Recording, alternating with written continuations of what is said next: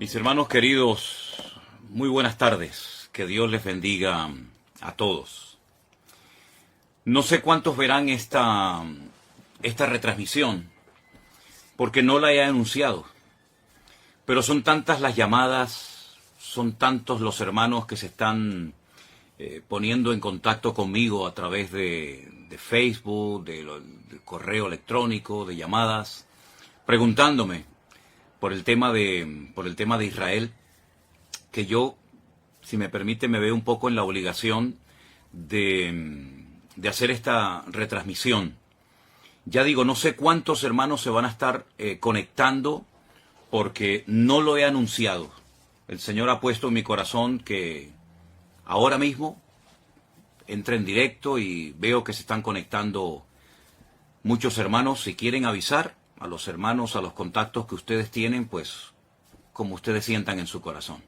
Miren, hermanos, el tema en Israel no está en este momento nada fácil, porque según las últimas informaciones a través de hermanos, desde bien temprano en la mañana hasta hace prácticamente unos minutos, parece ser que también por la parte norte Israel está siendo atacada con estos pequeños drones que causan mucho daño, y ya se ha abierto un nuevo frente. No solamente estamos hablando de enfrentarse con los terroristas de Hamas en la parte sur, en la franja de Gaza, sino que también se está hablando de que por la parte norte también Israel está comenzando a tener problemas, y ha habido ataques y alguna incursión por tierra también de algunos terroristas, en este caso de otro grupo también que se llama Hezbollah, que está tremendamente armado, financiado por Irán, y que lleva muchos años en el norte de Israel presumiendo de tener miles. Ellos hablaban de 150.000 misiles. Bueno, no sé si será verdad o no, pero lo que está bien claro que este ejército de Hezbollah en el norte es un ejército muy bien preparado, con muchas armas, y no es la primera vez que se enfrentan a Israel. Hay temor, hay mucha incertidumbre acerca de lo que va a pasar. Mi hermana querida Susana, desde Galilea, me llamaba esta mañana y hablábamos un buen rato y me comentaba cómo está la situación. Ya digo, hay mucha incertidumbre, mucho temor. 300.000 personas que forman parte de la, digamos, de la reserva, personas que han estado en el ejército, pero que han vuelto a ser llamados para apoyar a los que están allí combatiendo, han sido llamados. En fin, todo esto está moviendo, está sacudiendo las estructuras, no solamente de Israel, sino que está el Señor hablándonos y dándonos un mensaje, yo creo, muy claro. Yo dije en cierta ocasión, en los días del confinamiento, ¿se acuerdan ustedes? Por allí, por marzo del 2020, que Dios le estaba hablando al mundo con lo que estaba sucediendo. Pero, sobre todo, era un tiempo especial para que la iglesia recapacitara y reflexionara acerca de lo que estaba pasando. Aquellos hermanos que me decían o que decían, no tengo tiempo para orar, para leer la Biblia, para estudiar la palabra, yo les dije, pues vais a ver cómo vais a tener tiempo. Ahora vais a tener bastante tiempo, porque vais a estar encerrados muchos días, semanas y probablemente hasta meses, para que esa excusa de que no tengo tiempo ya sea desterrada definitivamente de vuestras vidas. Por lo tanto, yo creo que en aquellos meses, en aquel tiempo, 2020, el Señor estuvo tratando con la iglesia, con cristianos tibios, cristianos que se habían dejado de congregar por diferentes motivos, muchas personas que comenzaron a leer la Biblia por primera vez en su vida y tuvieron un encuentro personal con Cristo. Y bueno, y de aquellos días, de aquella temporada, surgió lo que todos conocemos como la iglesia virtual, formada por centenares y centenares de hermanos de todas partes del mundo que se acercaron al Señor, gente que se entregó a Cristo en aquellos días, y nació la iglesia virtual, que hasta el día de hoy pues sigue siendo un instrumento tremendamente poderoso en las manos del Señor, y ahí surgieron iglesias y obreros y lugares de culto y tantas cosas que podríamos mencionar. Ahora el tiempo es diferente. Ahora nosotros, por lo menos en esta parte del mundo, no estamos encerrados, pero sí están encerrados en sus hogares los habitantes de Israel, que no pueden salir a las calles, no pueden ir los chicos a estudiar a la escuela, no pueden las personas ir a trabajar a sus trabajos porque el país está en guerra. Pero yo siempre también he dicho, y solamente lo recuerdo, que lo natural es un reflejo de lo espiritual. Repito, lo natural es un reflejo de lo espiritual.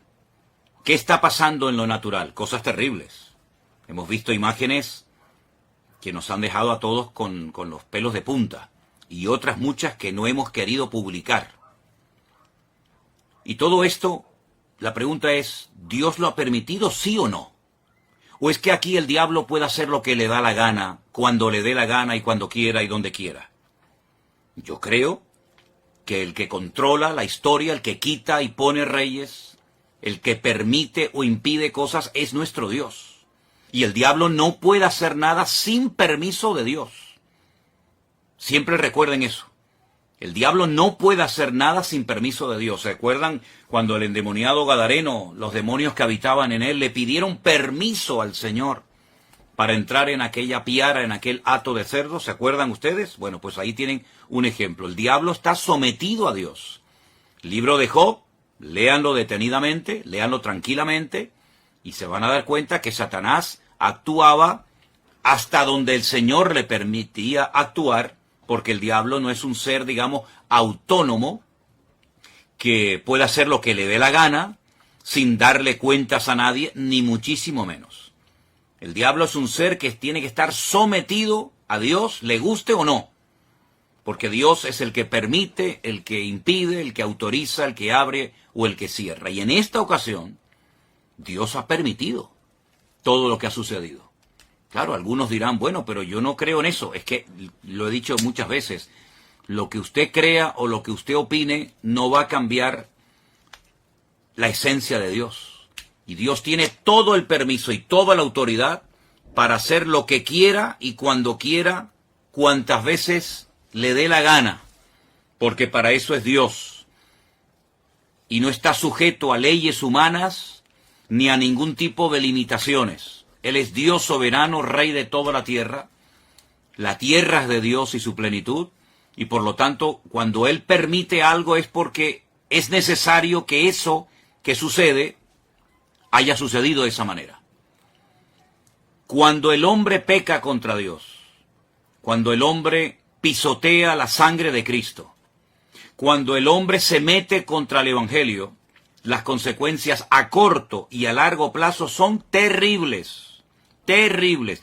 Yo estaba ahora mismo hablando con unos hermanos de Jerusalén, donde me acaban de decir hace un instante que hace unos días, hace muy poco tiempo, en la ciudad de Haifa, allí en Israel, pues fueron a evangelizar, a hablar de Cristo. Miren qué delito, ¿no? Tan grande, ¿no? Todo el mundo puede manifestarse, pero parece ser que en Israel, hoy por hoy, a los misioneros, a los hermanos que salen a las calles en un país, dicen, 100% democrático, pues parece ser que unos tienen más derechos que otros. Y esa es la cruda realidad. Yo he visto cómo a personas en Jerusalén se les ha escupido, se han quemado Nuevos Testamentos, se les ha perseguido, se les ha criticado, se los ha expulsado de zonas porque son cristianos, son enemigos, ¿verdad? Y hay que expulsarlos. Pero luego, sin embargo, se hacen otras manifestaciones, otros colectivos totalmente antibíblicos, incluso algunos que hasta odian y oran en contra del Estado de Israel, se les permite salir con sus banderas, con sus pancartas y hacer todo tipo de manifestaciones en público. Pero a los cristianos no. A los cristianos no se les permite evangelizar. Y si no, inténtelo. Si no me cree, haga usted la prueba. Coja mañana tratados, folletos, Biblias, Nuevo Testamento. Váyase, por ejemplo, a Jerusalén y póngase donde usted quiera.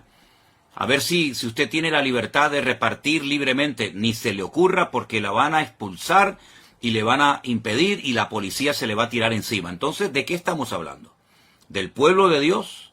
Mire, está pasando en Israel hace muchos años, no ahora, hace muchos años está pasando lo mismo que pasó en la época de la iglesia primitiva, que a los líderes religiosos no les gustaba que los apóstoles predicaran de Cristo en las calles.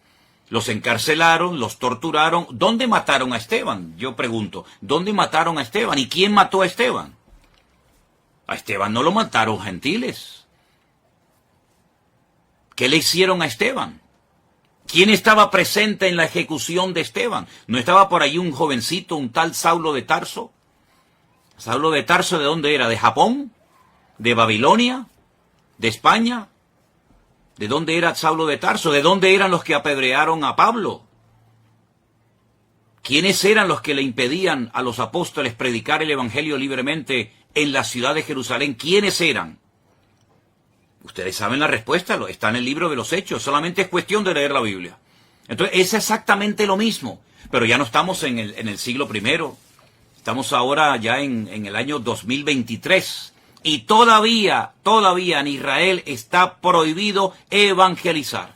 Ustedes sabían que en Jerusalén hay una universidad de los mormones, una universidad, unas propiedades, unas instalaciones tremendas, que tuvieron que costar muchos miles, tal vez millones de dólares, no lo sé. Bueno, se les permitió hacer eso en Jerusalén con la condición de que no evangelizaran. Porque ustedes saben perfectamente que los mormones salen por ahí a repartir sus folletos, a evangelizar. Bueno, no lo pueden hacer, no lo pueden hacer. Entonces, no me vengan a mí ahora que Dios tiene que respaldar y tiene que bendecir y tiene que apoyar a un pueblo que prohíbe la predicación del Evangelio, que prohíbe la predicación del Mesías en el cual creemos los cristianos.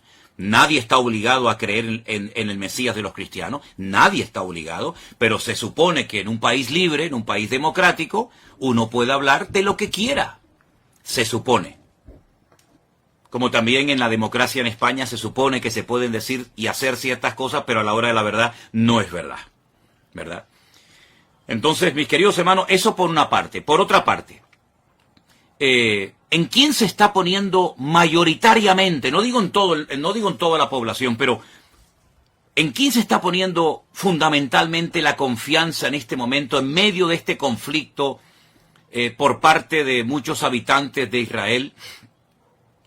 En un señor norteamericano que apoya a ciertos y determinados colectivos que todos sabemos cuáles son y qué es lo que pretenden, colectivos que precisamente interrumpieron una reunión de oración a judíos ortodoxos en Jerusalén, y esa reunión que se iba a celebrar en Jerusalén con el día y las festividades de Yom Kippur, etcétera, no fueron interrumpidas por extranjeros ni por cristianos.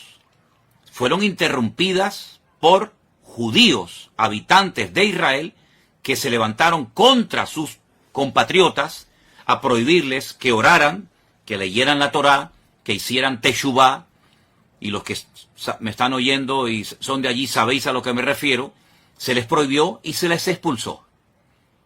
Donde se han hecho manifestaciones totalmente antibíblicas y ante los principios morales y espirituales de la colectividad religiosa de Jerusalén. ¿Dónde se han hecho esos desfiles? ¿No han sido en la ciudad santa de Jerusalén? Entonces, hermanos, cuando estas cosas ocurren, no ocurren por casualidad. Las cosas no ocurren porque al diablo se le ocurrió zarandear ahora a este país y no. Vamos a ver, las cosas ocurren con un propósito. Y ni una hoja de un árbol se mueve si no es con permiso de nuestro Dios. ¿Sí o no? ¿Cuántas veces lo hemos dicho? Que no se produce, no ocurre nada sin permiso de Dios. Y Dios ha permitido en este momento que se hiciera el ridículo. Y que la gente todavía, tanto en Israel como fuera de Israel, se estén preguntando, ¿pero qué ha pasado? ¿Qué ha pasado con el servicio de inteligencia tan poderoso que tiene Israel? ¿Qué ha pasado con los soldados? ¿Qué ha pasado? ¿Se han quedado dormidos? ¿Cómo es posible que más de 1000 terroristas se hayan infiltrado en territorio israelí y hayan hecho una masacre terrible que, aunque algunos políticos, incluida la vicepresidenta de nuestro país, de España, no ha querido condenar, y otros tantos políticos en su hipocresía y en su populismo, ¿verdad? Pues esto ha sido algo terrible. Esto me recordaba a mí a los tiempos bíblicos, cuando se peleaba contra filisteos y amorreos y aquellas matanzas y aquellas cosas terribles que nos cuenta la historia. Pues lo hemos visto hace unos días en televisión, como centenares de personas corrían despavoridas como conejos asustados por el desierto del sur de Israel y eran como presas de caza disparándoles a discreción, a diestra y a siniestra, y hemos visto cosas que ni siquiera quiero mencionar. Hermanos queridos, ¿es que acaso Dios se ha dormido? ¿Es que acaso Dios se ha olvidado de su pueblo? ¿Es que acaso Dios ya no recuerda sus promesas y sus pactos? Claro que los recuerda. El problema no es que Dios se ha olvidado de su pueblo. El problema es que su pueblo se ha olvidado de su Dios. Esa es la realidad. Ahora bien, para los cristianos que dicen, bueno, este es un tiempo de prueba para Israel, que son el pueblo de Dios, yo quiero hacer un pequeño alto en el camino y preguntarles a todos ustedes, y veo que hay muchísima gente conectada, no sé exactamente de dónde, pero bueno, eso es ahora mismo lo menos importante. Yo les hago una pregunta. ¿Conocen ustedes ese versículo del Nuevo Testamento? No del Antiguo Testamento, del Nuevo Testamento que leen millones de cristianos todos los días, pastores, evangelistas, maestros, etc. Ese versículo que dice, vosotros sois real sacerdocio, pueblo santo, adquirido por Dios. ¿Se acuerdan de ese versículo? ¿Saben, verdad? ¿Dónde está? Y todo, ¿verdad? Vosotros que no erais pueblo, ahora sois pueblo de Dios, real sacerdocio, nación santa, pueblo adquirido por Dios para que anunciéis las virtudes de aquel que os llamó de las tinieblas a su luz admirable. Entonces, mi pregunta es, ¿somos los cristianos pueblo de Dios? ¿Sí o no? Respóndanme ustedes, que yo estoy viendo ahí cómo están escribiendo muchas personas. ¿Somos los cristianos, vuelvo a preguntar, ¿somos los cristianos pueblo de Dios o no somos pueblo de Dios? ¿O el único pueblo de Dios que existe sobre la faz de la tierra se llama Israel? Y nosotros, entonces, si no somos pueblo de Dios, ¿qué somos entonces, hermanos? ¿Qué somos entonces? Si no somos pueblo de Dios, somos otro pueblo diferente. Dios tiene entonces dos pueblos, uno judío y uno gentil. O Dios tiene un solo pueblo, y a ese único pueblo pertenecen judíos, españoles, japoneses, americanos, latinos. Dios tiene un solo pueblo. Entonces, si somos el pueblo de Dios, y yo creo que en eso, no lo sé, estaremos la inmensa mayoría de creyentes de acuerdo.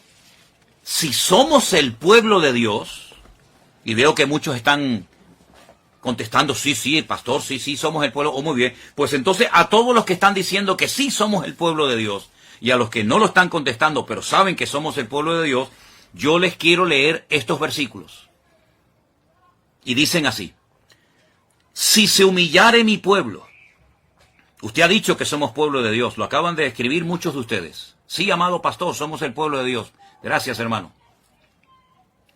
Si se humillare mi pueblo, sobre el cual es invocado mi nombre, y oraren, y buscaren mi rostro, y se convirtieren de sus malos caminos, entonces yo oiré desde los cielos y perdonaré sus pecados y sanaré su tierra.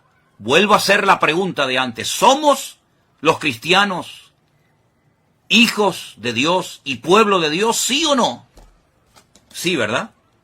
Pues entonces, ¿qué estamos esperando para, como pueblo de Dios, humillarnos, invocar su nombre, orar, buscar su rostro, convertirnos de nuestros malos caminos, dejarlos a un lado? ¿Qué estamos esperando, hermanos queridos? Sí, ya veo que saben el versículo dónde está y todo. Segunda de Crónicas 7:14, efectivamente, ese es, mi hermana Mónica. Segunda de Crónicas 7:14. Pues si somos el pueblo de Dios, seamos coherentes con lo que decimos. Porque es una incongruencia decir somos pueblo de Dios para lo que nos interesa.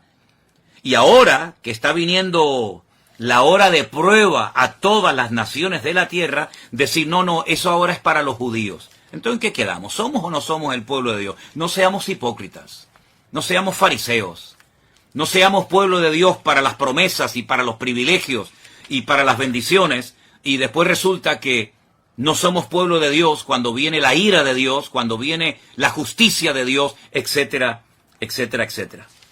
Hay un mensaje muy bonito que el Señor le da a una de las iglesias que son mencionadas en el libro del Apocalipsis.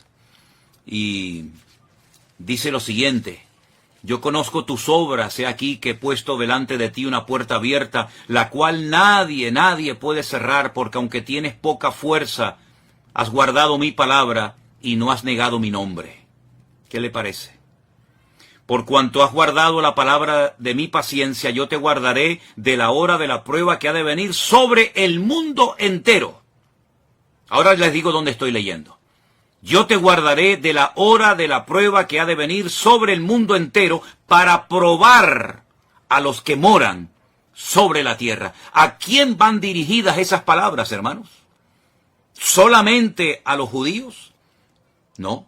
Esas palabras las escribió el apóstol Juan porque el Señor Jesucristo, el que murió en la cruz y resucitó al tercer día, le dijo, escribe lo que has visto, lo que has oído, lo que es y lo que será, y envíalo a las 7 iglesias.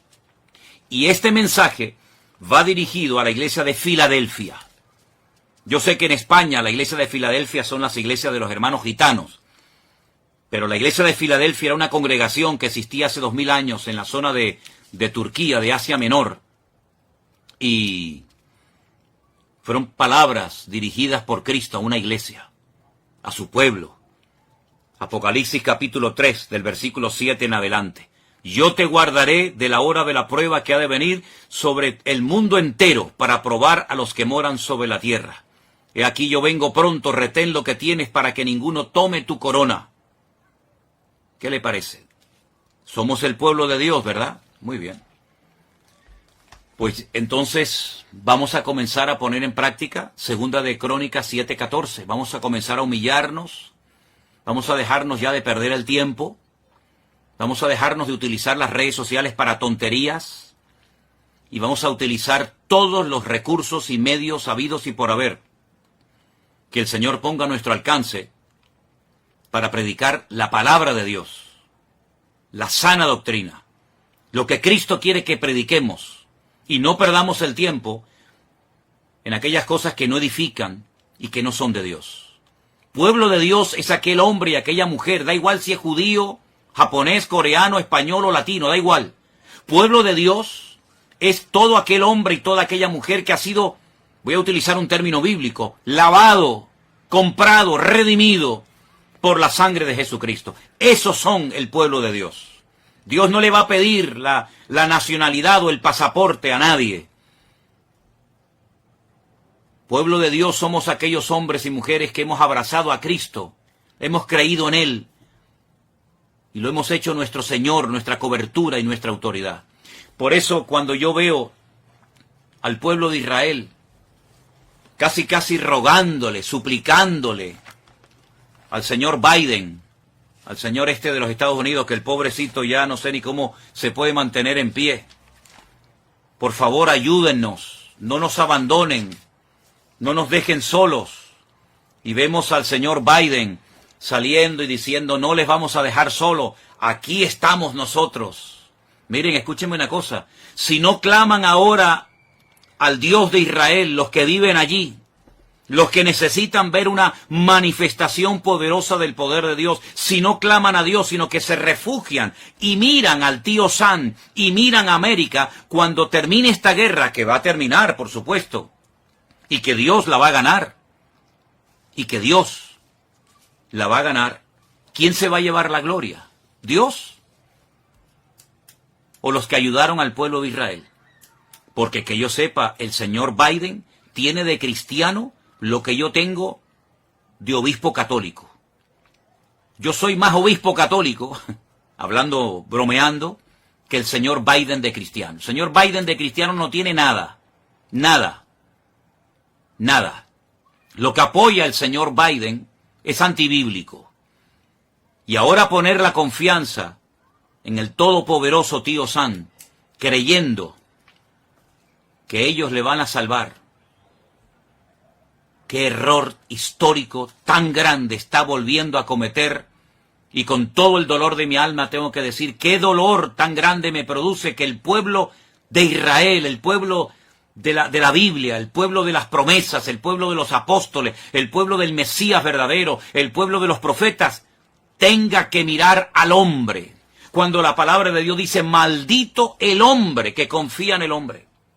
Más bienaventurado el hombre que confía, o el pueblo que confía en el Señor Dios Todopoderoso. Miren, yo les voy a pedir a los que quieran un favor.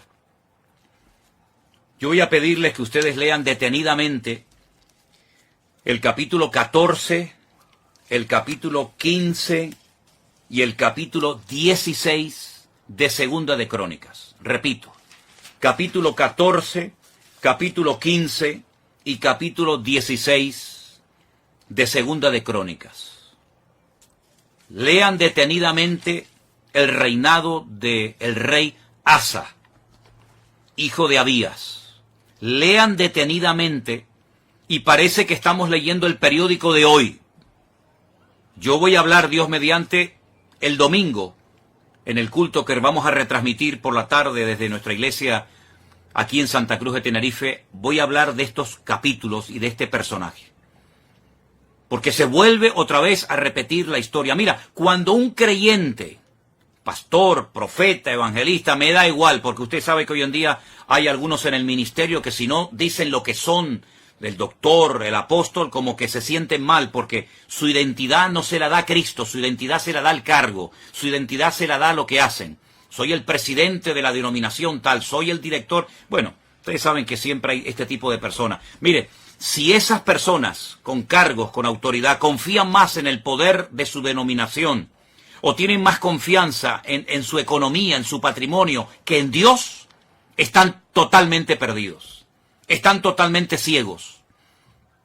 Y mucha parte del pueblo de Dios, y ya les he dicho quién es el pueblo de Dios, y si no, dele para atrás cuando termine esta intervención que estoy haciendo en esta tarde, cuando usted se pregunta en quién estoy poniendo mi confianza, pues ¿en quién? Es quién estamos poniendo nuestra confianza. ¿En Dios? ¿En su palabra? ¿En sus promesas? ¿En los hombres? Mire, solamente le voy a leer un versículo de Segunda de Crónicas 14:11. Escúchelo bien. Oh Señor, para ti no hay diferencia. No hay diferencia alguna en dar ayuda al poderoso o al que no tiene fuerzas. Ayúdanos, oh Señor Dios nuestro, porque en ti nos apoyamos y en tu nombre venimos contra este ejército. Oh eterno Dios, tú eres nuestro Dios, que no prevalezca contra ti el hombre. Segunda de Crónicas, capítulo 14, verso 11. Ay, Señor, bendito sea tu nombre, si ahora mismo el representante de Israel, sus ministros, etcétera, sus líderes políticos y religiosos hicieran en público en los canales de televisión, que pueden hacerlo sin ningún problema. Ahora mismo llaman a los distintos canales de televisión, mensaje nacional, proclamación de ayuno y de oración. Y voy a hacer la oración bíblica que hizo el rey Asa en un momento de su vida, antes de que se torciera. Oh Señor, para ti no hay diferencia alguna en dar ayuda al poderoso o al que no tiene fuerza. Ayúdanos, Señor Dios nuestro, porque en ti nos apoyamos. Hoy no puede decir eso Israel. Hoy no lo puede decir. No se están apoyando en el Dios de Israel. Se están apoyando en otras cosas, en otras personas. Maldito el hombre que confía en el hombre. Bueno, pues, si hicieran esta oración desde lo más profundo de su corazón, el problema ya está resuelto. Ya estaría resuelto en 5 minutos. Se acabó. Olvídense de Hezbollah, olvídense de los misiles, olvídense de los cohetes, olvídense de Hamás. Todo estaría solucionado en 5 minutos. Si el pueblo de Dios se humillara e hiciera, por ejemplo, esta oración. y que añadiera lo que quisiera, pero que por lo menos hiciera desde lo más profundo del corazón, en un genuino arrepentimiento, hiciera esta oración, el problema en este momento, allí en Oriente Medio, en Israel, ya estaría solucionado. Las 300.000 personas, muchos hermanos nuestros que están ahora mismo allí, con su fusil, dejando atrás a sus familias, a sus hijos, si se hiciera esta oración a nivel nacional, así como cuando se para el país, cuando hay ciertas y determinadas festividades, y los que viven allí lo saben, y se bajan de los carros, se bajan de los coches y agachan la cabeza en señal de respeto y de reverencia. Si ahora mismo se parara Israel delante de Dios, hiciera esta oración, los de Hamás saldrían corriendo y nunca más volverían a atormentar a Israel, nunca más. Los 100 y pico, y lo digo con mucho dolor, personas que están en este momento secuestradas, volverían caminando por su propio pie a la tierra santa de Israel. Y todo el mundo lo vería.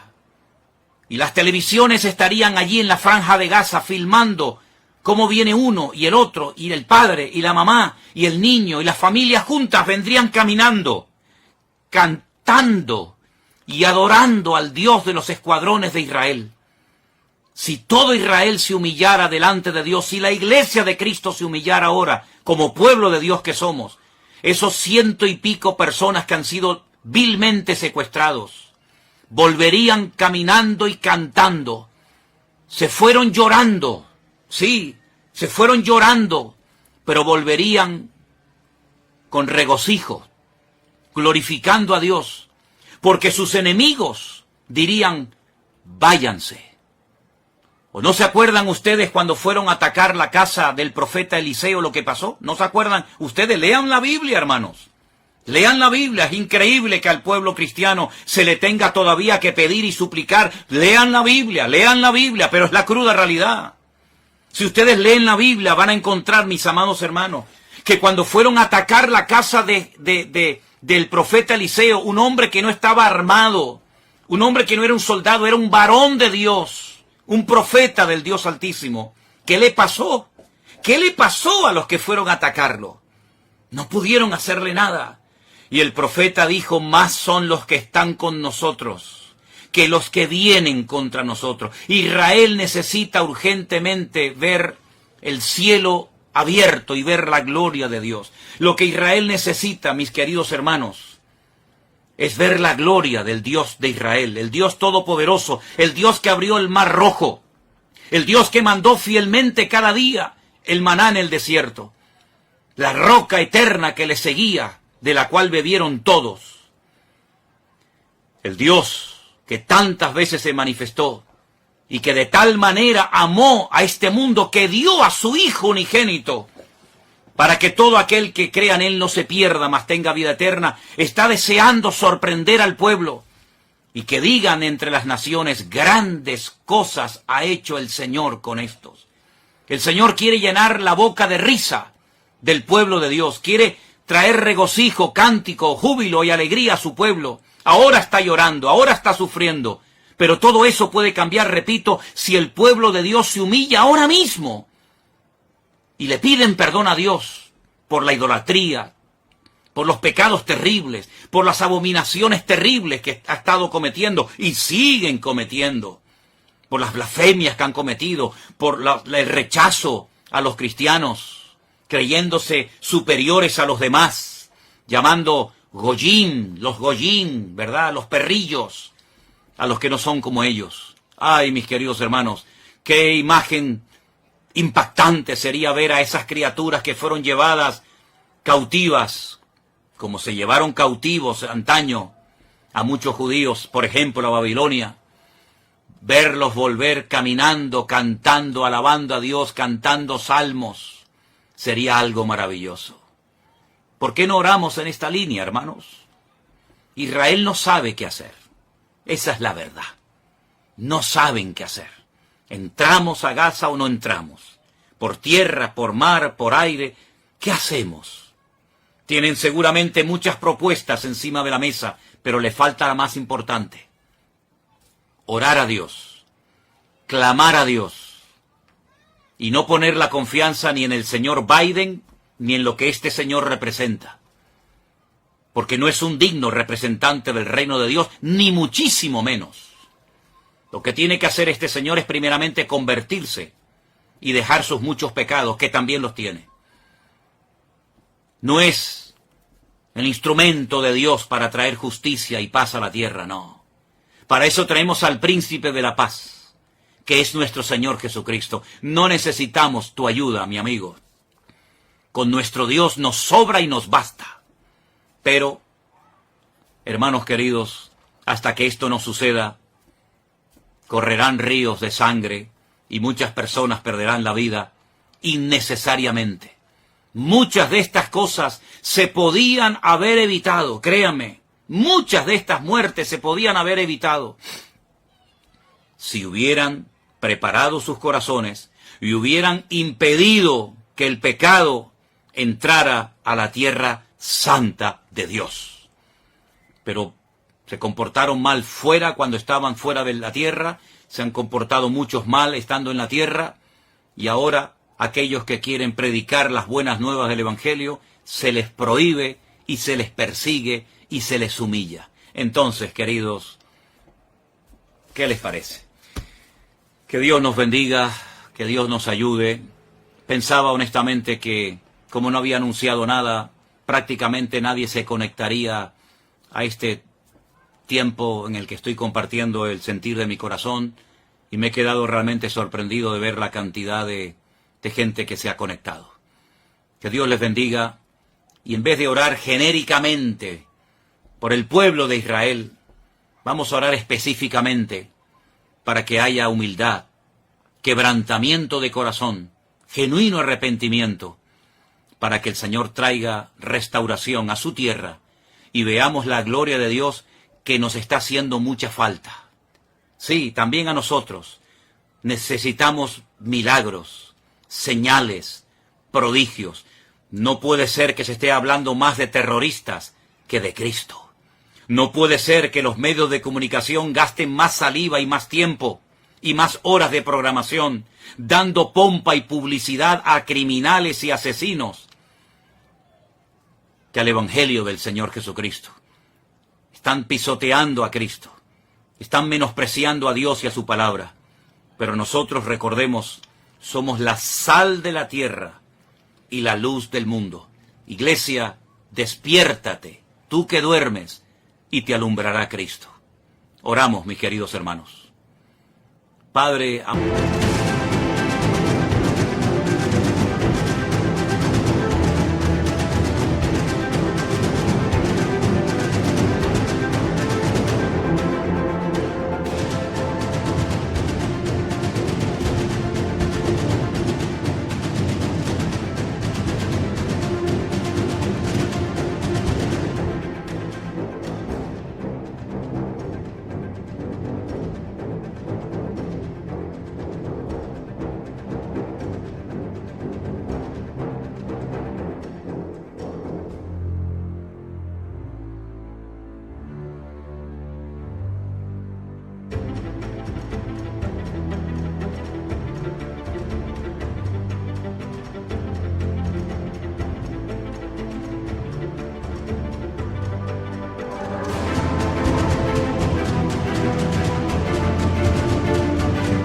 amado Padre Celestial, Dios Todopoderoso, gracias porque tu palabra es nuestra única fuente fidedigna de información.